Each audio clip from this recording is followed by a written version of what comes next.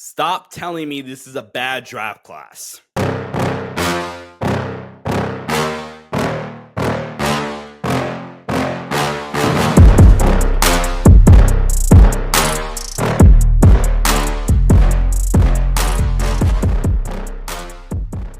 What's going on, everybody? Welcome back here to the channel. I'm Sean Davis. Make sure you guys hit the like button and subscribe here to the channel if you haven't already. But yeah, today's video, I'm just going to kind of rant for a second because there's been this narrative going on for a while now. And it's, oh, Sean, this has been the worst draft classes of all time. And like, that's just bull crap. Like, stop telling me this is the bad draft class, right? Like, it's getting to the point now where it's just getting completely overstated. Like, yes, we get it. Now, it sucks, right? And one of the things this draft class is working against them is that it's sandwiched in between two of the best draft classes in recent memory, where you have Victor Wembanyama, Brandon Miller, the Thompson twins, Scoot Henderson, Anthony. But like, just in terms of draft prospects, oh my God, last year's, we're going to look back in a decade from now and say, oh my God, like that's a freaking phenomenal draft class. And then you have next year, we have just studded out by Cooper Flagg, for example, Bailey. I mean, just the list goes on and on. Like, it's, for one, just unfortunate timing. But we said this about 2020 draft class, if I recall correctly, right? Like, bro, give these draft classes a chance, right? Now, I think the thing that with this draft class is that it doesn't have the amount of potential all-stars and superstar caliber players, like I said, that next year's draft class has and last year's draft class has. But if we had to go, if you gave me a list of 40 players, I would say at least 25 of them are going to be really quality role players in the right situation.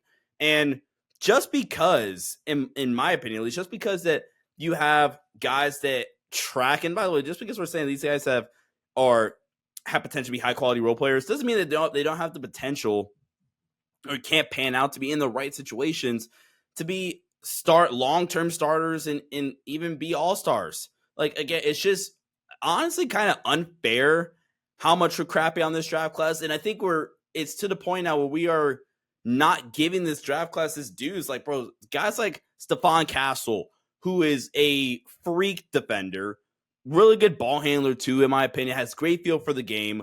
But because he does have superstar, I guess, upside, we don't highlight him enough, for example, right? Or you look at a guy like a Mattis Buzelis, right? And sure, he's a lanky wing that, you know, isn't the best shooter yet. We don't highlight, and just because like he's not the freakiest athlete in the world or does have the greatest handle, we don't highlight enough like the fact that he is a freaking versatile offensive player where the G League Unite team utilizes him all a bunch of different fun ways, or how he does have really nice and fun defensive upside, really good weak side shot blocker. I think we spend, and this is just the national media in general, I feel, right? We spend so much time like just knocking down this draft class when there are legitimate diamonds in this draft class. I think you look at a guy like a Ron freaking Holland, who's honestly going underrated in this draft class, right? Ron Holland's a dude that you give him a little bit of time to develop. He's a guy that honestly kind of reminds me of Cam Whitmore, that I thought Cam Whitmore last year was the top 5 player on my board that just happened to fall to 20, which kind of sucks for him because I don't know if he's going to get the full opportunity to really grow and show off his upside. But you got a guy like an Ron Holland who needs to develop the jumper a little bit more, but has shown great flashes as his season progressed, is a really good athlete, is a really good defender. But, oh, man, it's just a terrible draft class. This draft class has no potential whatsoever. And then also, when did we just say being a 10-year vet is a bust, right?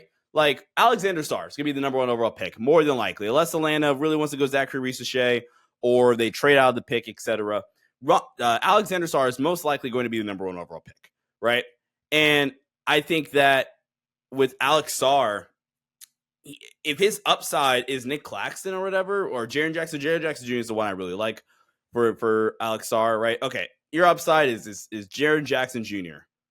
Said so, is that a bad thing? Jaren Jackson Jr. is the number 4 overall pick, right? So I just think that this draft class doesn't get enough credit for the amount of high quality studs. The guards in this draft class are so freaking fun. I had a blast evaluating this draft class. You have the Kentucky guards, you have Jerry McCain, Isaiah Collier, Bub Carrington was a really fun watch for me, especially Bub Carrington, right? One of my guys in this draft class.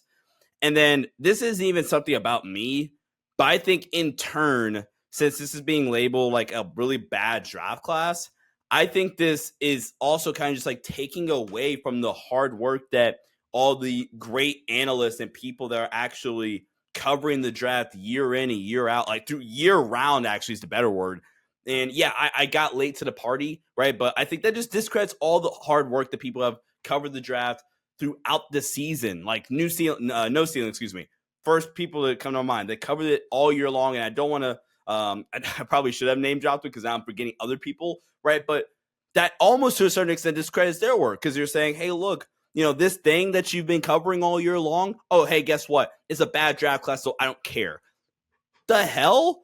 And then I'm not going to continue going on, but I think that this is a fun draft class. Like this actually in some weird way, this is I've covered the draft and evaluated prospects for 3 seasons. Now this is my 3rd one. This is the most fun I've had throughout the entire 3 years. And last year's draft class, yes, was better, but digging in the weeds and trying to find and identify some of the diamonds in the rough, a Tristan Elsteva, a Deron Holmes, a Tyler Collect, a Ryan Dunn. You're talking about a potential generational defensive prospect with this athletic traits, his production in terms of his defensive upside as well, like how he actually plays on film. Because this gets nodded so much so from the national media, especially this is a weak draft class, that kind of just makes a perception about this class is, oh man, it's not even worth my time. Where again, I just think that's completely false. Is this a superstar driven draft class? No, but just because it's not a superstar driven draft class does not mean that it's a bad one. And by superstar driven draft class, we're talking about them as prospects. That's not even evaluate or getting to the fact that, what they can do in the league, right? Now, in 10 years from now, if we look back on this class and it's 2013, where, okay, yeah, that draft class truly wasn't good. Okay, cool. Then, if you want me to eat my words, I'll eat my words. But in the middle of this thing, let's stop degrading and downplaying this draft class and give these guys the respect and credit that they've earned and talk about more of their positives more and highlight how good they are as players. Because like I said, this has been a really freaking fun class to dive into. And I love the parity that this class has kind of provided, where there's a guy I'm sure that's going to be top 10 on my board that's going to be in the 20s for somebody else and vice versa. And that's okay. That's fun. That's what makes this experience fun. And I think we need to do a better job of just highlighting the positives. Stop being so damn negative. And like I said, quit telling me that this is the worst draft class or this is a weak draft class, because superstar driven in terms of prospects, maybe not. But that doesn't mean in terms of the depth of this draft class and the people that are in this draft class, it does not mean that it's a weak class in general. But guys, thank you guys for listening to me rant, if you will. Got my first big board dropping this week. Gonna have some 2K content here on the channel as well. So make sure you guys do hit that thumbs up button and subscribe here to the channel for more great content. Around 90% of you guys that watch the videos aren't subscribed. So what are you doing? Please do me a big favor and smash that subscribe button for me. We're trying to hit 2,000 subscribers by the NBA draft. Would be really, really fun accomplishment for us. So do that for me. And until next time, everybody. See ya. Stay safe and peace out.